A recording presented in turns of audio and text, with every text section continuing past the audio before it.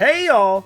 Pokemon Red using only one Paris left me feeling like a zombie. So let's continue this week with a Pokemon that'll be sure to keep things light. This week, I'm going to try to beat Pokemon Crystal using only one Chinchou. As usual, the rules are I can only use Chinchou in battle, and I can't use any trainer items in battle. By the way, if you like this kind of content and want to see more, be sure to subscribe and check out more of these videos on my channel. Incandescent you didn't already know, Chinchou is based off of those deep-sea fish that live in the dark and use their light bulb-like doohickeys to lure unsuspecting prey.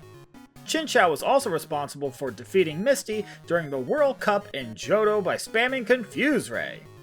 Hey, maybe I'll take a page out of that book for this run. Haha, foreshadowing. In terms of the stats, well, they're not really great. In fact, the attack and defense are pretty terrible. The move pool, however, is pretty fantastic once we get to a certain point in the game. I think it's going to be a pretty tough early game, though. Granted, Chinchou is relegated to water, electric, ice, and normal type moves, but that's one of the best offensive type combinations in the game. Alright, let's do this. Off at Professor Elm's lab, I used the Universal Pokemon Randomizer to replace Totodile with Chinchou so that a rival will pick the Grass-type Chikorita. I like making these challenges harder than necessary. I don't know why. Maybe I have a penchant for pain. Chinchou is a Water-type Pokemon that's weak to grass, so Razor Leaf is going to be a real pain in the gills. Chinchou is a fish known for traveling by sea and can be distinguished by its two lanterns, so I nickname ours Pollock Revere. That's a joke for the American history buffs in the crowd. Chinchou starts off with Thunder Wave, Supersonic, and the very weak Bubble. Bubble is resisted by and barely does any damage to Bubs' Chikorita. Thankfully, we have Supersonic to cause confusion and deal additional chip damage. In fact, Chikorita does more damage to itself than we can actually do with Bubble. This does not bode well for dealing with grass types from now on. After beating Bubs, I tried to take on Falkner, but Mudslap made me miss all of our moves like a ship without a lighthouse. So instead, I head on over to complete the Bellsprout Tower. This was such a tedious task, with Chinchou repeatedly fainting to super effective Vine Whips. Then again, I knew the Bellsprouts would be difficult, and just like an electrical outlet, they decided to sock it to me. After more resets than I care to remember, I make it past the Sprout Tower, and now there's nothing left to do but defeat Falkner. Even with all the extra levels from Sprout Tower though, you can clearly see Chinchou having its butt handed to it by these muddy little birds. We don't do enough damage to quickly end the battle, so we take a ton of accuracy drops from Mudslap, and eventually we can't even hit the broadside of a barn. Nothing left to do but level up, and while grinding, Chinchou learned the move Flail. It's a normal type move that does more damage the lower our HP is. So I purposefully tank our HP before the battle starts, and you can immediately see the difference. It 1 KOs the Pidgey, but the Pidgeotto always survives Flail on just 1 HP. So I rely on Supersonic Confusion to protect us while dealing the extra chip damage that we need. I say always survives, because Flail is one of the few moves in this game that doesn't utilize damage rolls, meaning there is no variance with the amount of damage that it does.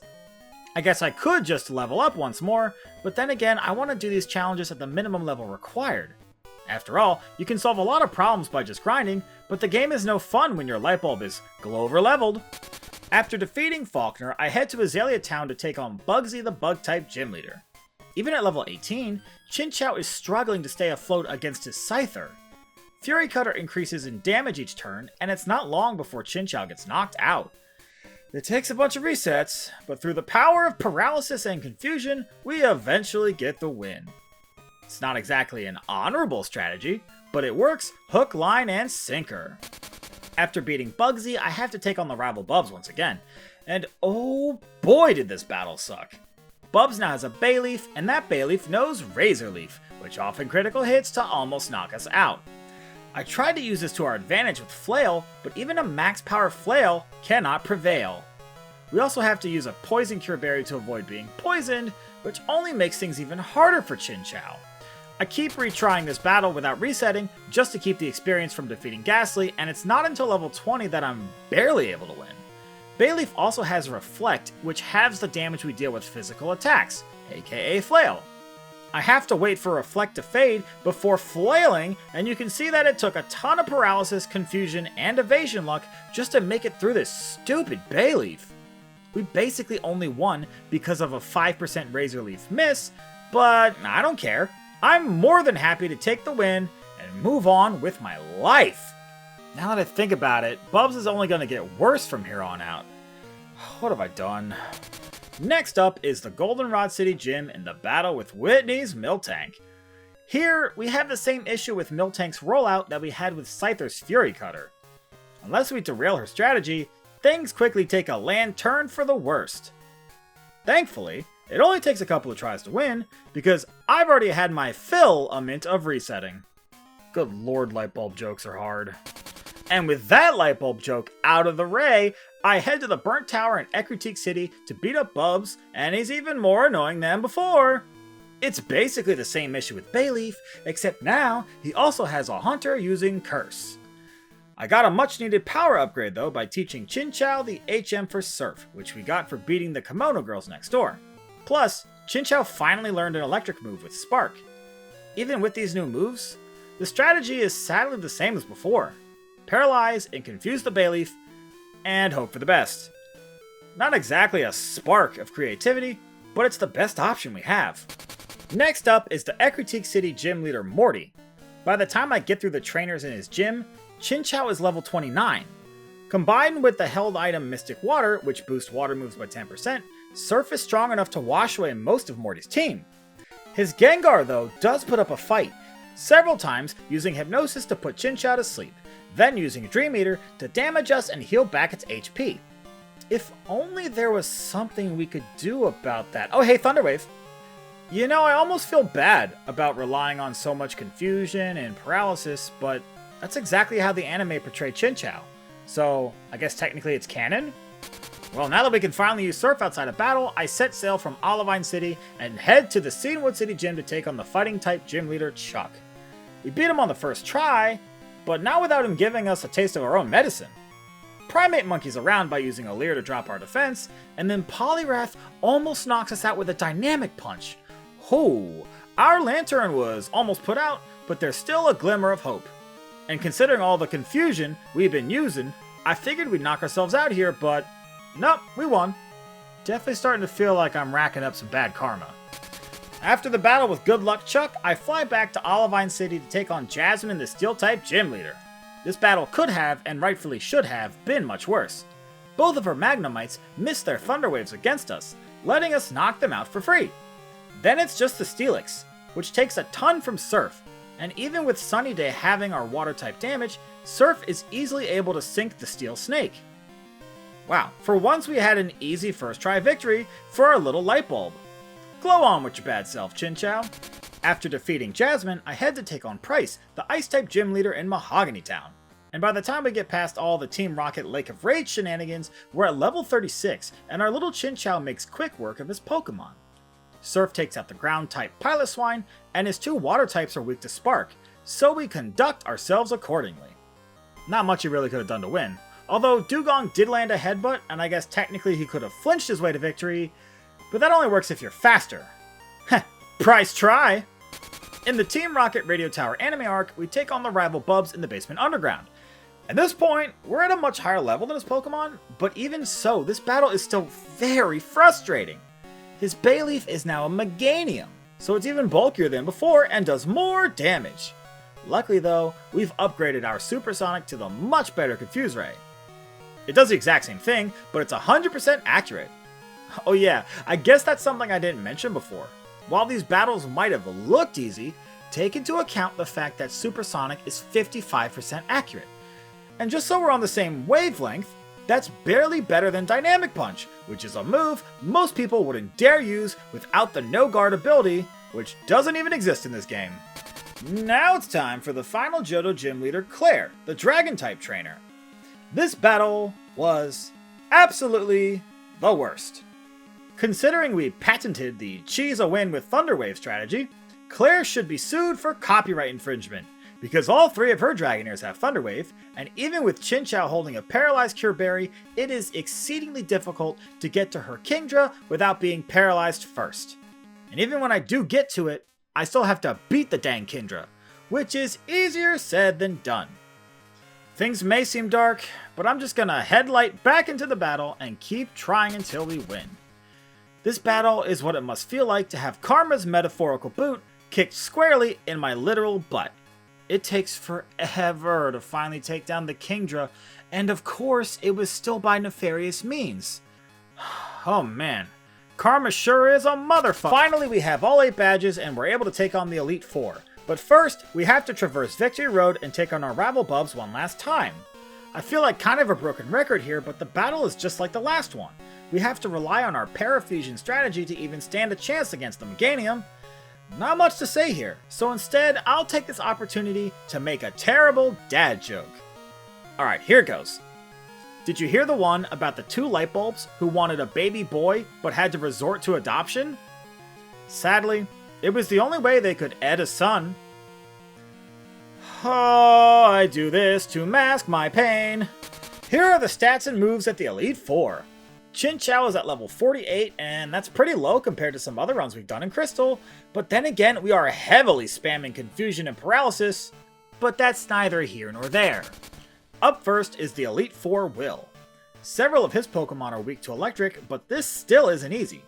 I'm still rocking out with the much weaker Spark, and while I'd much rather have a move like Thunderbolt or Thunder, I can't get the move tutor for Thunderbolt until after I beat the champion, and I could get the TM for Thunder from the game corner, but I already know that I'm going to need another move from the move tutor in addition to Thunderbolt, and I won't have enough money to do all this stuff. Each move costs 4,000 coins, which cost 80,000 Pokédollars. Heck, Chinchou would spend less money buying an off-road vehicle, or as I like to call it, a Deep Angler's Jeep Wrangler. Some jokes I do for me. Next up is Koga, the Poison and Bug-type Elite Four member. Before the battle, I heal up our Chinchou, restore all of our PP, and hope for the best. Koga is known for spamming evasion moves, so I'm worried about missing all of our attacks. Somehow, though, I get through most of the battle without much trouble. I definitely feel like I should have missed more moves than I did. But hey, like a C student getting an internship because their daddy works at the company, I won't look a gift horse in the mouth. Ooh, okay, want to hear another terrible dad joke? Alright, here it goes. What's the difference between a lantern and an intern? One burns the midnight oil, and the other one's a lamp. Next up is the fighting type Elite Four member Bruno, and it might surprise you to hear that he was pretty difficult. As always, his Machamp does massive damage with Cross Chop, and even without the increased chance to critical hit, it does 2/3 of our health. On top of that, Bruno has other Pokemon as well. Ooh, how about that? His lead Hitmontop knows Dig, which is super effective, and his Hitmonlee knows High Jump Kick, which hits really hard.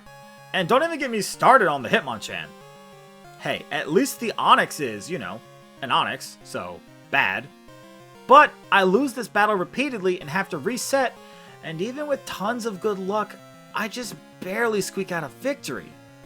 Dang, you know it's bad when even Bruno is slamming our little Fishlight. Fishlight. I said fish. Y'all are sick. After that terrible joke is the Dark-type Elite Four member Karen. This is the one trainer where I feel absolutely no compunction about using status moves, because that's what she does.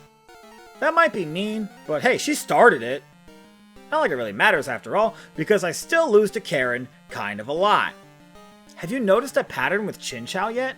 Yes, it has one of the best status combinations in the game, but outside of that, it's still just a feeble little fish. Its offensive stats are pitiful, so it does little damage, and its bulk is just as bad.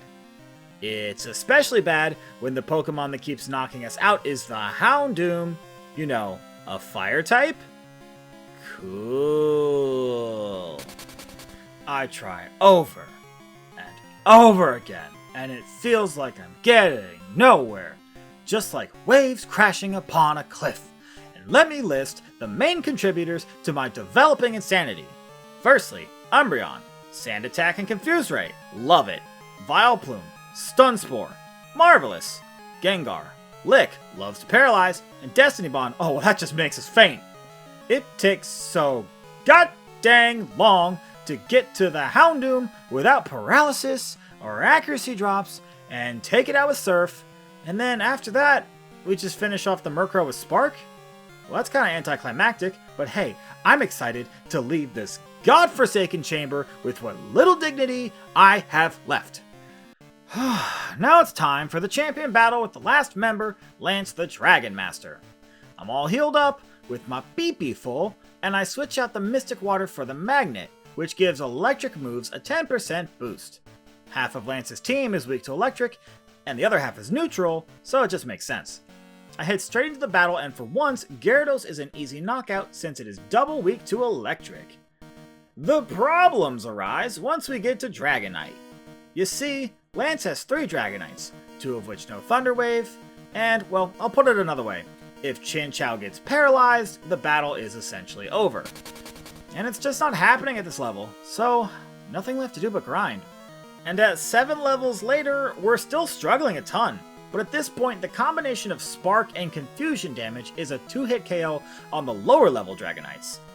It's not ideal, and is still entirely based on luck, but it's the best I've got. Even with all of this, the best I often do is get to the Aerodactyl, just to get knocked out anyways. And I cannot convey with words just how frustrating this whole process is. Not only does it rely on luck, but the actual process of battling takes so long. I have to use at least half a dozen moves just to knock out one of Lance's Dragonites, and since I'm constantly losing, I have to repeat this process ad nauseum. Eventually, and I dang near had to sell my soul to get it, we finally get to the Aerodactyl with enough health to survive a Hyper Beam and knock it out to win the battle. And with Lance defeated, we have become the champion of the Pokemon League. But you know the run isn't over yet. Although I kinda want it to be. I'm always going to consider beating the final Trainer Red as the true ending, unless of course a Pokemon is just impossibly bad. Well, with the Elite Four defeated, I hop onto the SS Aqua and sail on over to Kanto to take on their 8 gym leaders to earn the right to challenge Red atop Mount Silver. The first 7 gym leaders were not much trouble at all, so now it's time to take on the final Kanto gym leader, Blue. And this battle was pretty tough. That is until I went shopping! That's right, remember earlier when I mentioned tutor moves? Well, there's a guy standing outside of the Goldenrod City Game Corner that will teach Pokemon one of the following: Flamethrower, Thunderbolt, or Ice Beam, once per day, and for 4,000 coins. This guy doesn't appear until after you've become the champion, and considering I had to beat Lance using Spark of all moves, I couldn't wait to upgrade my little incandescent bulb to a modern LED. Thanks to the power of retail therapy, Chinchou is now armed with Thunderbolt and Ice Beam, and Blue's Pokemon don't stand a chance. With all 16 badges in hand, I head all the way over to Mount Silver until I reach the final Trainer Red for the climactic battle. Whereas Blue made Chinchou look like a spotlight, Red makes it look like a wet matchstick. There's just no way to win this one at our level. Even if I still had Confuse Ray, it wouldn't matter, because we're just too slow to avoid getting sloshed by the Espeon. It's crazy how much harder Red is than the rest of the trainers in this game, and he comes completely out of nowhere. Dang, Game Freak really knows how to lamp up the difficulty, huh? We have fun around here. Okay, at level 82, I finally stand a ghost of a chance against Red's team. Oh wow, that's 15 levels higher. How long did that take? I don't really want to talk about it.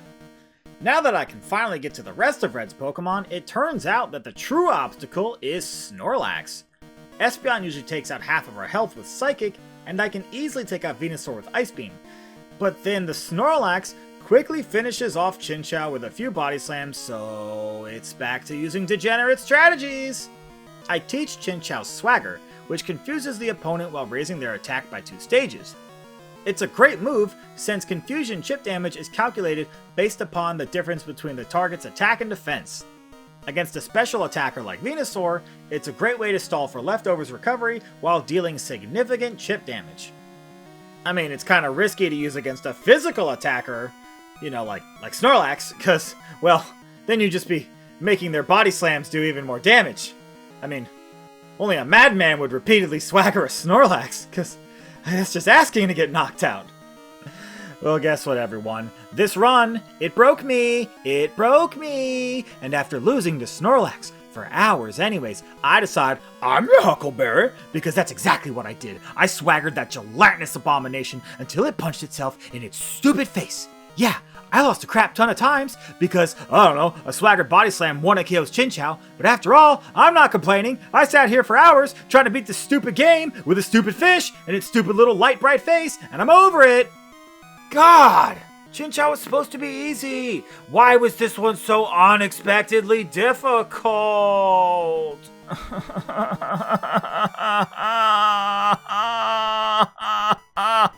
I don't even feel good about winning. And with that, the challenge is over. At the start of the run, man, I was beaming with hope. But after everything I've suffered, I am completely Chinchou to patience. Sorry, I got a little carried away there at the end. I know it shouldn't bother me so much, but it's the principle of the matter, you know? And if you're getting tired of all these light bulb jokes, I simply ask you, what did you expect? As always, I want to thank you for making it to the end of this video. These videos are a lot of fun, but also a lot of work, so I really do appreciate it. There's a playlist on my channel where you can find the rest of my Pokemon challenge videos if you want to check those out as well. And if you like this kind of content and want to see more, be sure to subscribe and enable notifications so you'll know right away the next time one of these episodes is uploaded. And if you want early access to these videos and to have your name listed in the credits, consider becoming a member or joining on Patreon. And let me know in the comments what other Pokemon you want to see, and I'll probably do it. Next week, I'm going to try to beat Pokemon Crystal using only one Snubbull. Anyways, until next time, bye!